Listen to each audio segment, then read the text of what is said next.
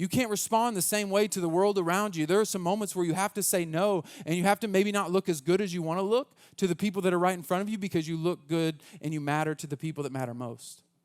The best example I have that might sound like a silly example is in pickup lines to pick up your kids from school. If you've ever experienced this, it's a nightmare. I park 2 blocks away and walk to get my kids because it's such a nightmare for me because I lose my pastor role for a moment, like internally, like I went to Muskogee High School, like my inner gangster starts to come up and I'm like, I don't want to fight these people. I'm twitching. Like, I'll just park and walk. It's better for my relationship with Jesus. It's worth it. Because what happens, inevitably, is there is a route that they've given us to drive to pick up our kids.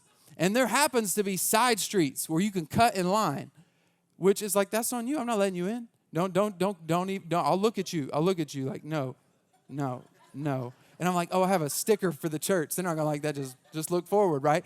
So I have all these deals. But inevitably, they know, like you've seen that parent before, they know that there are 20 cars backed up that are going the right way, and they decide to come in a cross street to try to get in. And I'm like, I don't, there's a sense of justice in me that's like, there's no way we're letting you in. We're in this together. And then inevitably, a car or two up, they let that joker in.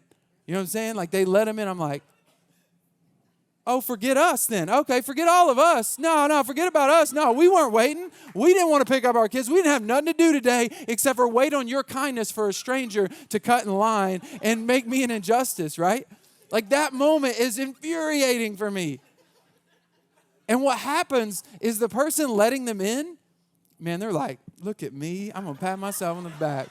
Like they're about to get out of the car and wave like they're a princess. Like, I'm Mr. Kindness because I let this person in because I'm so kind. I don't want them to wait. But they're kind to the person in front of them and rude to the 20 that have been waiting.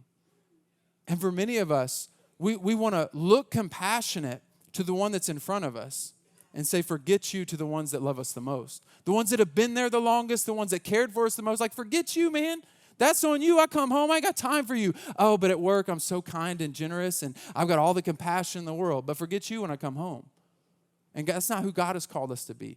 And you might feel a sense of guilt, like I can't be as kind to everybody as I am to the ones that matter most. I can't spread myself that thin. I might have to get off of social media at times. I might have to turn the news off because I just can't process it. Until I learn how to filter it, process it, and release it to God, I'm going to have to shut it off for a season until I learn, because who matters most should get the most of me.